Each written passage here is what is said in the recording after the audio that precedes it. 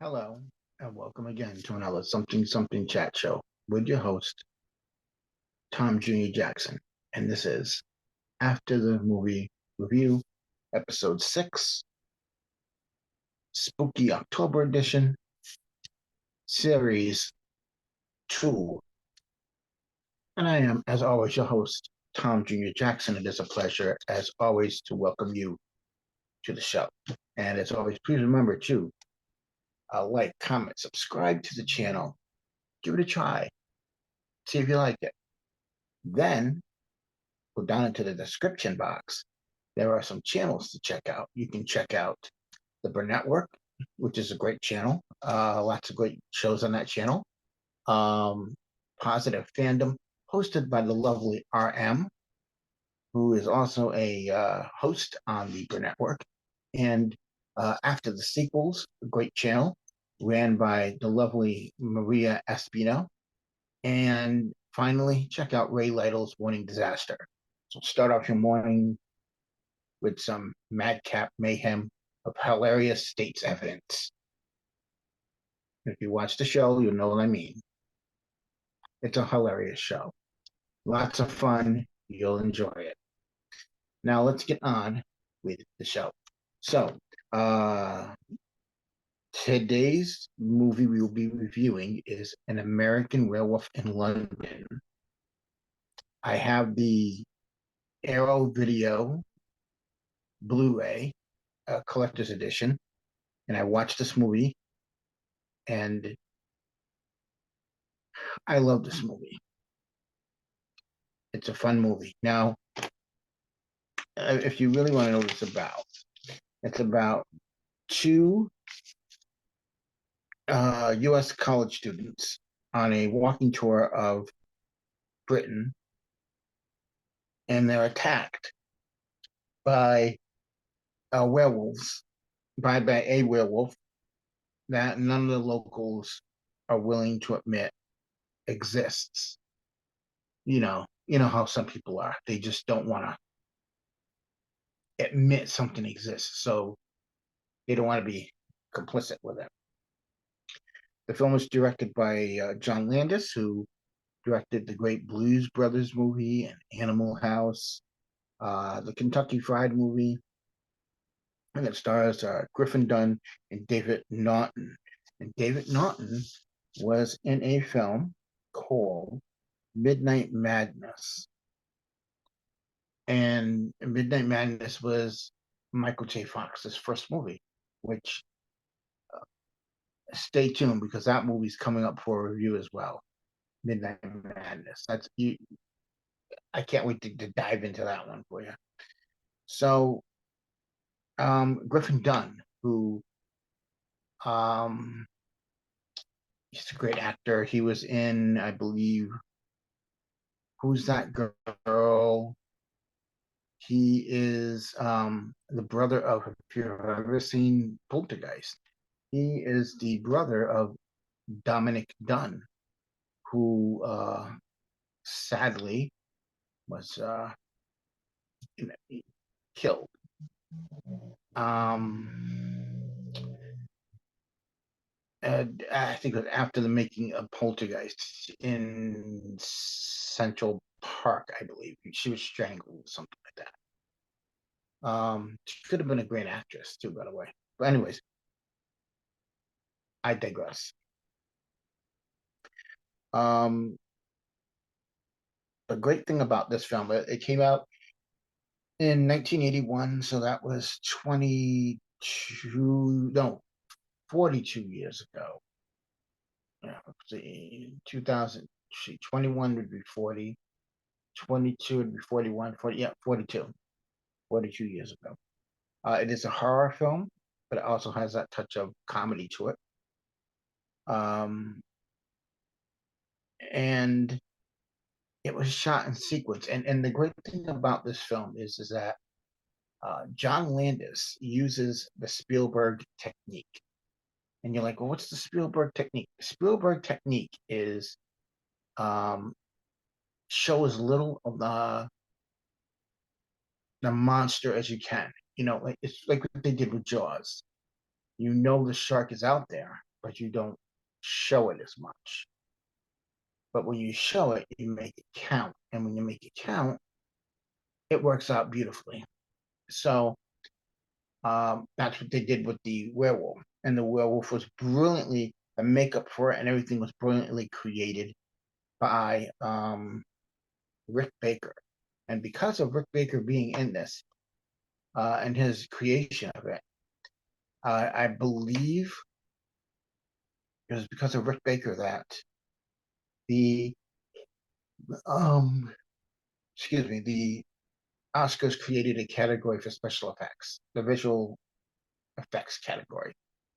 That was created because of how wonderful the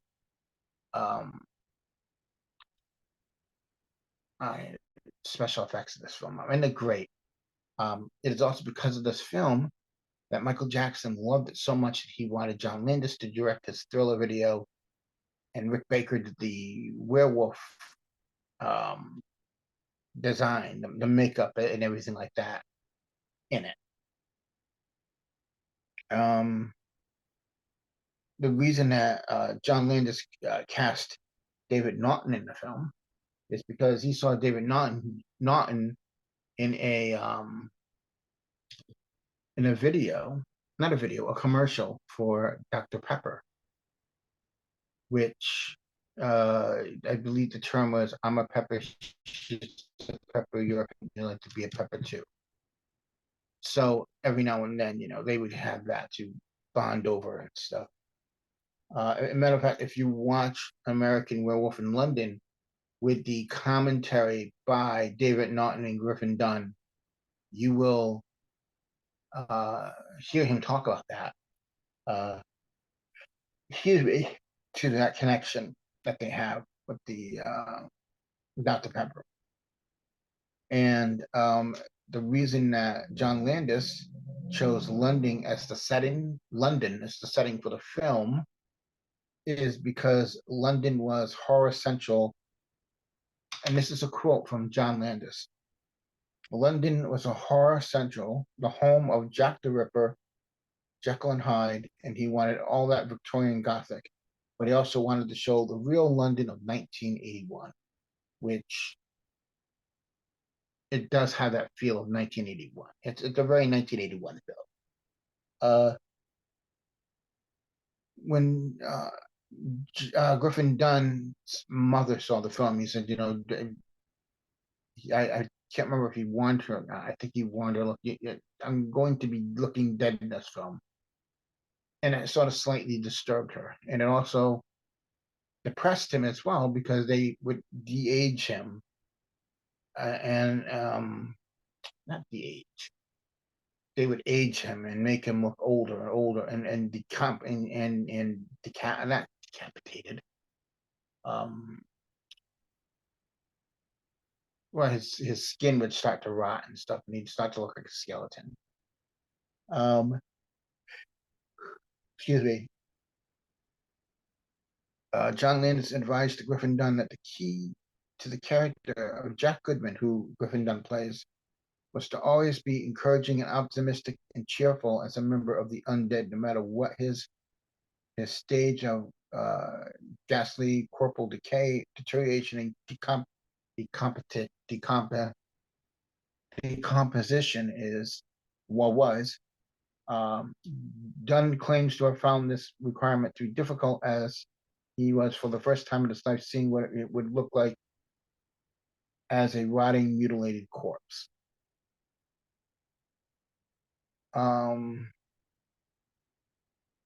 Let's see here. So this movie almost had an X rating because of a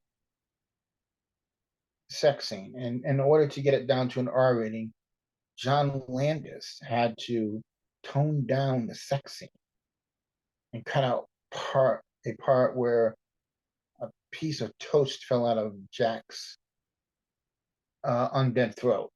He also edited out a scene where the werewolf kills 3 homeless men after the preview audience is freaked out. He later regrets about those edits. So there's a scene where you see these homeless people, and you hear the werewolf, and then you see from the point of view of the werewolf. So when I say you don't see a lot of the werewolf in this film, you really don't.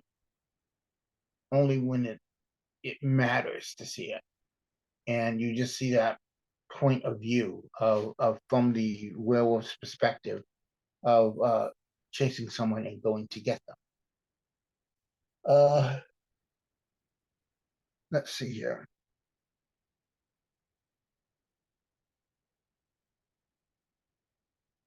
So originally the Polygram executive, Polygram, who helped make the film, John Peters and Peter Guber hoped that John Landis would have casted Dan Aykroyd in the role of David and John Belushi in the role of Jack. And John Landis refused as he wanted new faces, and because Belushi and Aykroyd were too busy working on the film Neighbors, which they wanted Landis to direct. They wanted Landis to direct Neighbors, but he couldn't because he was making this. So, yeah, that would have, excuse me, that would have made the change the tone of the movie. So then they would have wanted it to be like all comedy, comedy, comedy, a little bit of horror. But I think they went with the right way because you have someone who's two people who are barely known at that time. They're sort of known, and they put them in this film, and it works out beautifully. And and even if you don't know who these two people are, they look, they look just like every person, like any guy off the street, really. Um,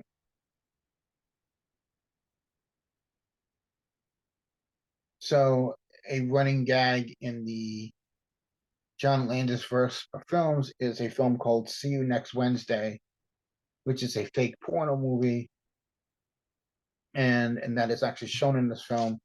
And in every other John Landis film, you'll see something that says "See you next Wednesday." So yeah,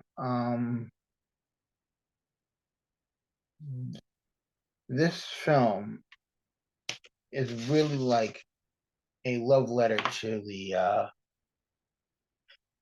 classic werewolf films of the 30s, the 40s, because Universal, which made this film, is the home of the Wolfman with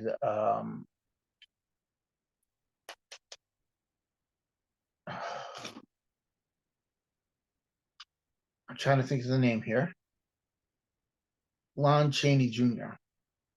So it's a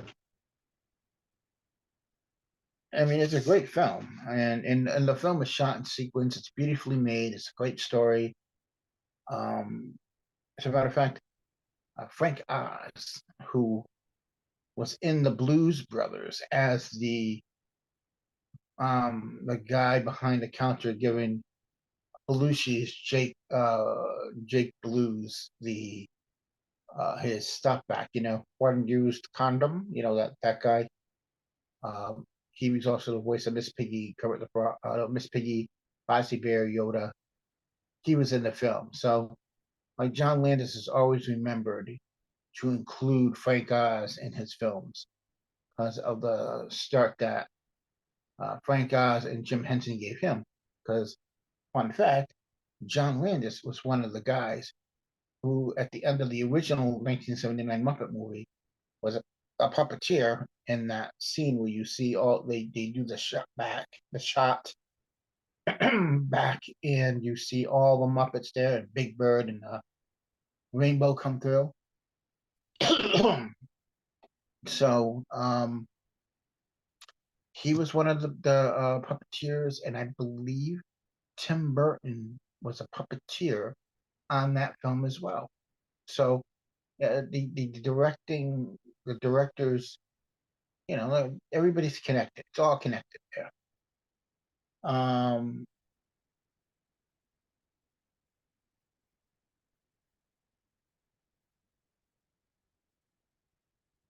and really, it's true that this film is as good as it's going to get, and for 1980s, that's special effects, that's practical special effects, or they designed it where the face transforms and the hands they come out, and it's a beautiful scene, that transformation scene. If you haven't seen this film yet, get on it and watch just for that special effects that Rick Baker did. And Rick Baker would probably be still working if it didn't move all over to CGI. But I think there are now some directors who make movies now who are starting to use the practical effects again in camera and stuff like that. They want to go with very little CGI now and start using practical effects, which they should. There's nothing wrong with practical effects. I think practical effects are great. They give more of a realism to the film. Um, and this film came about when John Landis was filming Kelly's Heroes in 1970, and he and an assistant were driving down a country road, and they saw um, a gypsy funeral, and the body was being buried in a massively deep grave, feet first. So it was literally being. So this would be the head, this would be the feet. So it'd be buried down this way to wrapping it in garlic, so he would not rise from the dead. Now, correct me if I'm wrong. If you bury someone down feet first, maybe it's me, but if they're going to become undead and alive, they're going to crawl up. What you want to do is flip it over, bury it head first, feet up, because there's no way you're going to get out of there that way. Anyways, film was shot in sequence, so literally, you when you're watching this movie, go from the beginning of the two guys at the moors, in England, walking to the pub. It's like really the beginning of the movie, the start of the film, and then it as it moves through the film and you see it go shot for shot and going one by one by one.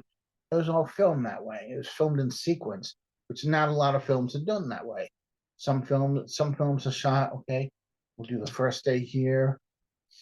Maybe we'll do the next, couple days later, we'll do something that involves the end of the film, and then another day we'll do something from the middle, something from maybe a little bit after the beginning. So everything's done out of sequence. But this was done in order. And John Landis, when he was back in the early 2000s, the mid 2000s, I should say, he was approving the HD transfer for DVD for this film, and he was taken back by just how gory this film was, how far gory it was. Um, when the film was being shown, uh, when the film was being shown to a preview audience, the marquee outside said, "From the man who brought you Animal House," and people thought this was going to be a comedy, and it turned out people started storming out of there because it wasn't funny at all. It was a horror movie. They were taken aback by it, and it really, freaked them out.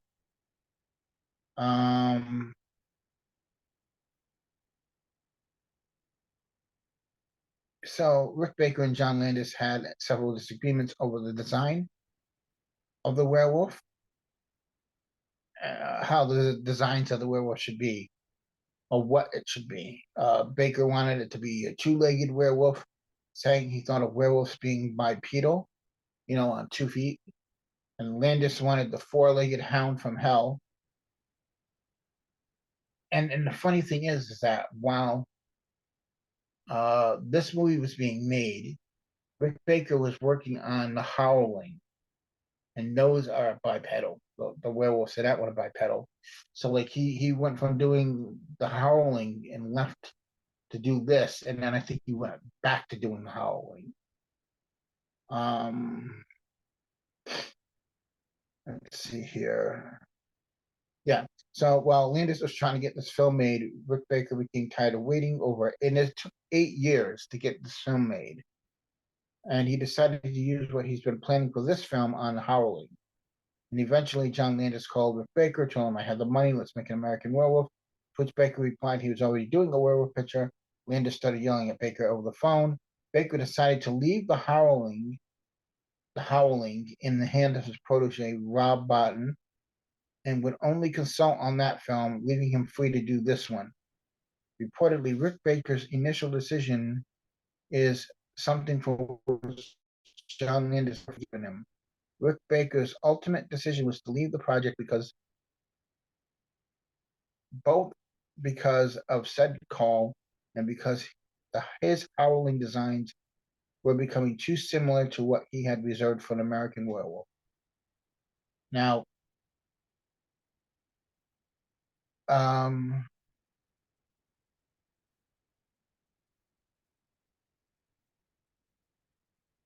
there's a scene in the film where there's David Naughton's character, David,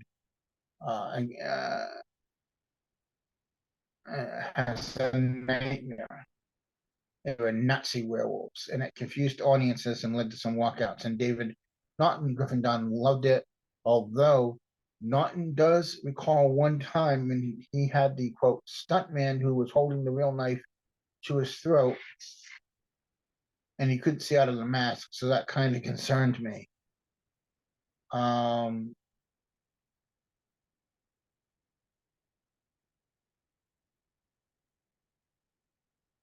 So at the closing credits of this film, there is a congratulatory message for the wedding of Prince Charles and Lady Diana Spencer, which included because David was trying to get arrested, and he shouts, "Prince Charles is a," and he uses a derogatory gay slur. The film was shot several months before the preparations of Prince Charles and Lady Diana Spencer's 1981 July wedding. Now the "See You Next Wednesday" is a trademark of John Landis' work. The first encountered by him as dialogue in the movie 2001: A Space Odyssey. He created a fictional movie and included posters for it as early as 1973, and then later in '83, in Trading Places and in Coming to America, there were posters for it, billboards in the Blues Brothers cinematic screening it, of it for the Kentucky Fried Movie, and this film, Michael Jackson's Thriller, and also as dialogue and other kinds of props as set dressings. So,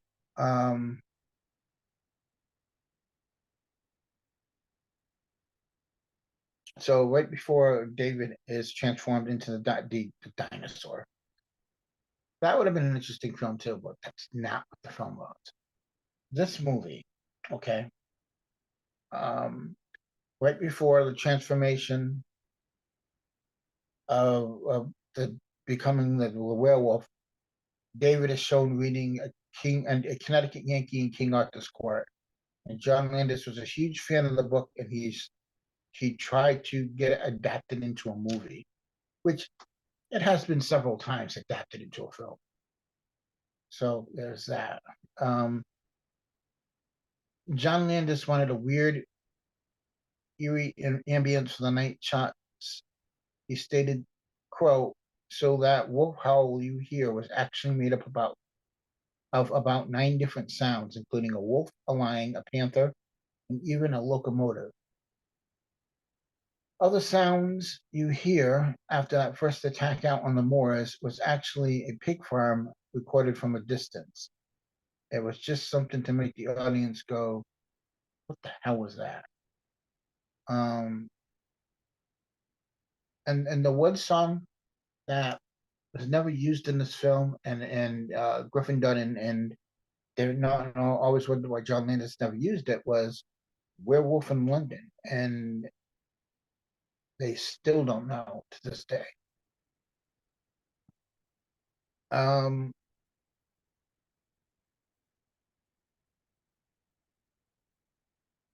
let's see here. I'm looking at my notes. This is one of 2 werewolf films to actually win an Academy Award for Best Makeup.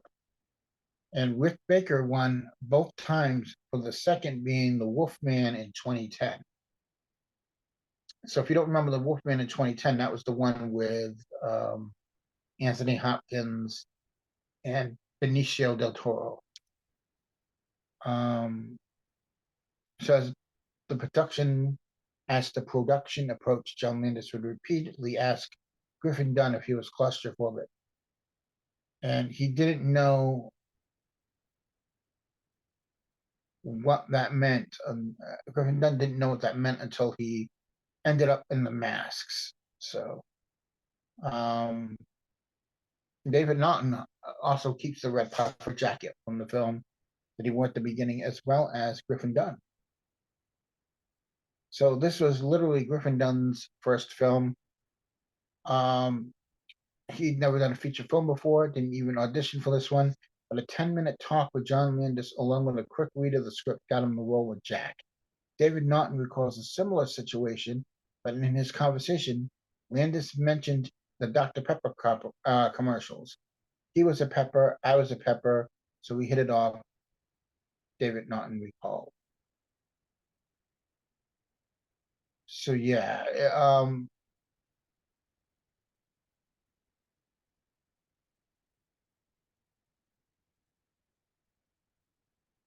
what was I going to say? So, how can I sum up an American Werewolf in London? American Werewolf in London is a classic film. It's a classic film that, if you like horror, you're going to get the horror. If you like comedy, you'll get a little bit of the comedy in it too. But it's a great film. It's like a time capsule of 1981, of London of that time. So 81 would be when maybe punk was still a little bit high, but maybe going a little bit low in those days. It was still a bit gritty. You had that gritty, dirty feel of London, and it's a fantastic film, and it's a fun film to watch. I highly enjoyed it because I didn't think I was gonna like it, because I started watching it before, and I get distracted or something, or this is all right, and then I finally made myself watch it in preparation of this review, and it is a great film. It is a great film, and I was so wrong to shoo it off as it's okay. No, it's a great film, and it's a classic, and it really does have that feeling of the old 1940 Wolfman film. It has that nods to it, and I love it. I love it. So I think that if you're really interested in seeing this film, go see it. Rent it, stream it if you can find it, but watch it. It is a fantastic film. that I think that really uh, still holds up well, stands the test of time. And another 20, 30, 40 years from now, this film will still be something that people will want to watch, and they will revere it, and they will embrace it. Because it is a great horror film, perfect for this time of the year. So I want to thank you all for watching. As always, I am your host, Tom Jr. Jackson, as it says right down here. And as always, please remember to like, comment, subscribe, ring that little notification bell so you know when a new video is coming out. And as always, folks, please, please, please check out the channels I recommended to you. And if you comment on their videos, tell them that you heard about their channels from me. Because, they're all great people who have great channels. I celebrate creativity. And I do, and I love movies too. So that being the case, thank you for watching, and I hope you have been following series 2 of my Spooky October editions. This is episode 6, An American Werewolf in London. And let me tell you this, while I have you here watching this video, that I got plans for November. November, we got some great reviews coming down the pipeline. I've got those working in my head. I've already started working up on the thumbnails for those, and I started pulling out movies that I want to use for November. I don't know how. I think I know how I want to start off December's videos. So I got that. So let's see. So this is 6. The next one will be episode 7. So there should be about 13. So about 6 more videos left after this. 7 and 6 is 13. 8 and 5, 13. Yeah. So another 8 or so, something like that. You do the math. Only 13 videos this month. The final video will be out October 30th. So, watch it if you can. And with that being said, remember, folks, we are all goof people. Thank you for watching. We'll see you next time. Bye-bye.